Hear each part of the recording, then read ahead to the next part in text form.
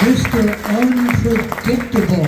And to induct him, let's bring up, of course, Davey O'Hannon and Mr. Hale Collins. Where are you, Hale? All right. Tell us all about that guy. I don't know anything about him. Hey, thanks, fans and guests. You're so important, like the other speaker said to us, and none of this could be done to keep our legacy alive without you. And thanks so much for getting my stuff back from Texas. Two grifters took the Hall of Fame to Texas and robbed it and emptied it and disrespected it. And Seth and his team, Mike Lanudo, all of them have saved the Hall of Fame. Yes. All right? And it's going to be, it's a work in progress. And it's different from the Hall of Fame that we knew and loved.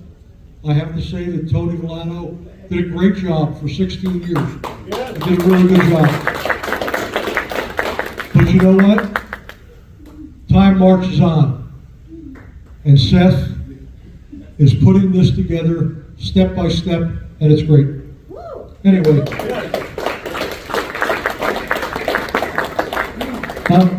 I'm here to induct Johnny Rodz, but I got to tell you, what an absolute thrill. I was a wrestling fan, and I was lucky enough to be able to get into the wrestling business. And I spent 20 years, over 4,000 matches, and had a broken body. But what a thrill to see Tony Atlas, Tito Santana. I watched those guys when I was a really little kid. Where are you? That's your cue, Tony. Anyway,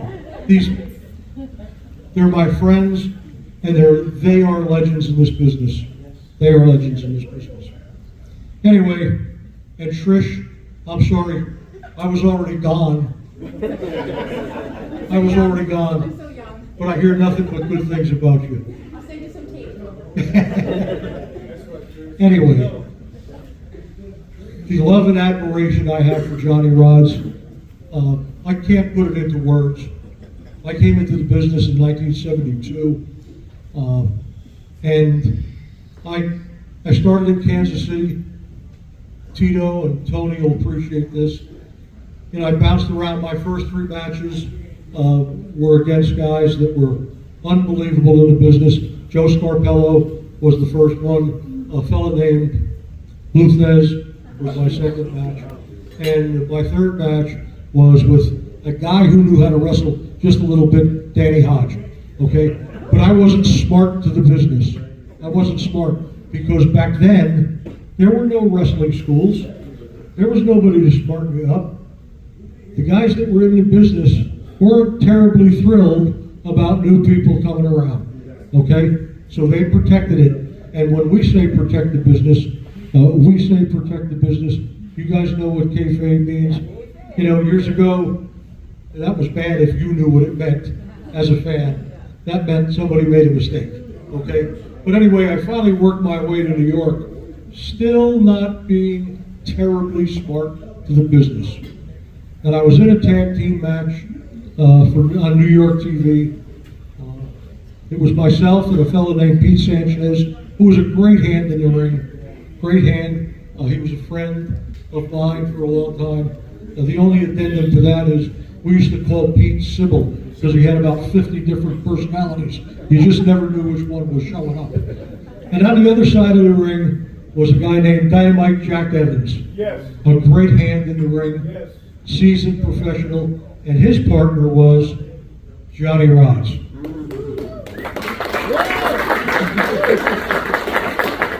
Now, I did watch Johnny Rodz on TV when I was a kid, and I said to myself, wow, look at this. I actually called my mom into the living room once, and I said, you gotta look at this guy. He's got this big cape on with a high collar and flying all over the place. Well, that was Johnny. Years later, I'm in the business across the ring from Johnny Rodz. The only problem is I don't know how to work. I heard the word work, but I wrestled in school. I was at school in Missouri, and I wrestled there, high school, of course, and then college. But anyway, I didn't know what work was. I knew how to shoot. So I thought, well, when the bell rings, and Pete Sanchez said to me, go ahead, you start. I came across the ring, really not knowing what I was going to do when I got to the other side of the ring. That's a bad plan. A really bad plan. So this fellow named Johnny Rodz leans back on the ropes, puts his size 11 at about face level, and flattened my face out. Now he tells people, I didn't hit your nose. It was my nose, and I know it got hit. All right? But anyway, Johnny Rodz is a legend in our business.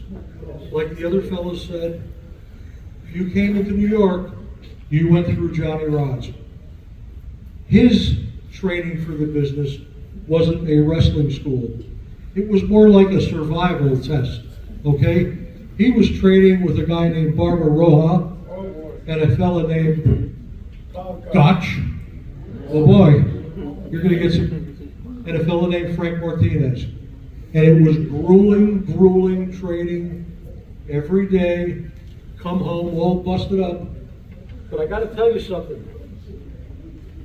It wasn't showbiz. It was learning how to survive. Work will happen later, but he had to prove his mettle to get into this business.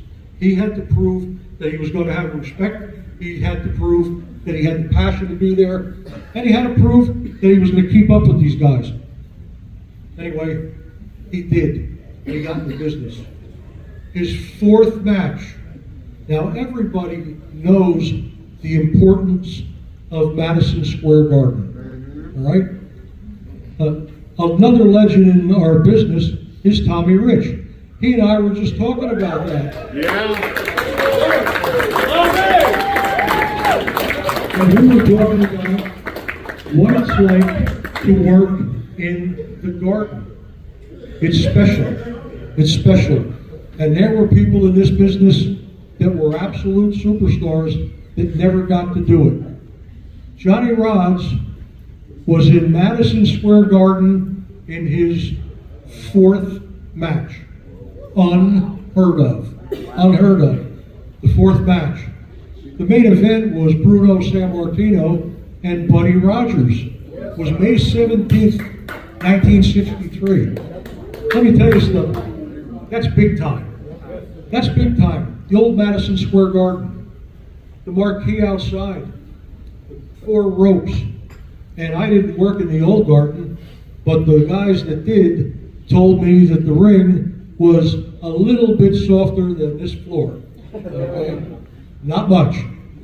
How special was it? Johnny went on to many years in the business.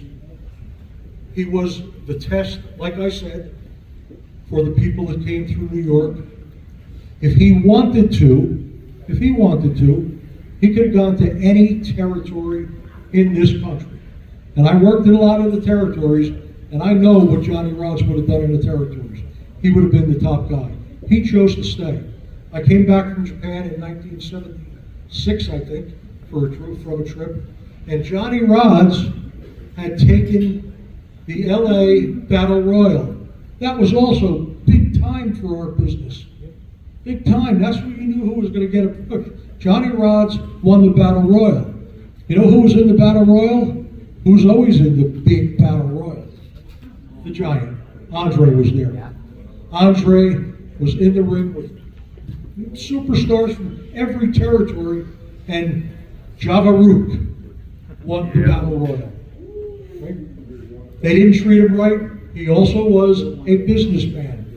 And he gave him a week or two to straighten it out, and the next thing you know, back on Broadway. Johnny's back in New York because he knew him. Anyway, he's been all over. He's tested people. He's groomed them. He's taught them. Roddy Piper was just a new punk trying to get into business. Johnny Rodz made him a heel. We all know how that story turned out. Roddy was a pretty good hand. Roddy was a good hand. Anyway, my fingers are too dry to turn in Johnny's wrestling school, which is known all over. Gleason's Gym is a very famous place. People don't walk in to watch the guys box, they walk in to watch the Unpredictable Wrestling School. Okay, he did that. Johnny broke in, Tommy Dreamer, Taz, Devon Dudley, so many more. So many more. But you know what? You know what's most important? Not me standing here talking about this. This is a fellow that put 40 years plus into our business. He never disrespected it. He never shortchanged the people. If he was in the garden or if he was in the Hereford Bull Barn, which wasn't right here, but anyway, it didn't matter which arena. Johnny Rodz left it all in the ring. He never shortchanged anybody, and he never did a cartoon in the ring. That was a big no-no, and he made sure he protected our business, and he made sure that people respected us. So I am so thrilled, I'm delighted to present my friend, the unpredictable Johnny Rodz.